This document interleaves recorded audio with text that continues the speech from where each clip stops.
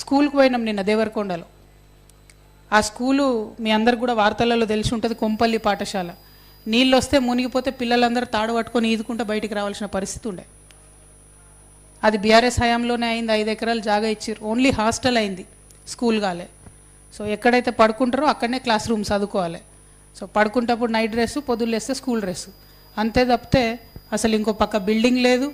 ఆ పిల్లల పరిస్థితి దారుణంగా ఉంది. 450 మంది పిల్లలు ఉంటే ఓన్లీ 2 వర్కర్స్ ఉన్నారు బాత్రూమ్స్ క్లీన్ చేయడానికి. పిల్లలకు లాండ్రీ చేసేటోళ్ళు ఎవరు లేరు, బట్టలు వాళ్ళే ఉతుక్కోవాలి. ఎంత అన్యాయం ఇది! మీరు తిట్టి వచ్చారు కదా బీఆర్ఎస్ గవర్నమెంట్ను, మరి కనీసం స్కూళ్ళను పట్టించుకోవచ్చు కదా. ముఖ్యమంత్రి గారు హైదరాబాద్ నుండి చెప్తారు కలెక్టర్లు అందరూ వారానికి ఒకసారి సోషల్ వెల్ఫేర్ స్కూళ్ళలో పడుకోవాలని. ఇంతమంది పత్రికా మిత్రులు ఉన్నారు, ఎప్పుడన్నా మీ కలెక్టర్ గారు పోయి పడుకున్నారా ఏదైనా సోషల్ వెల్ఫేర్ స్కూల్లో?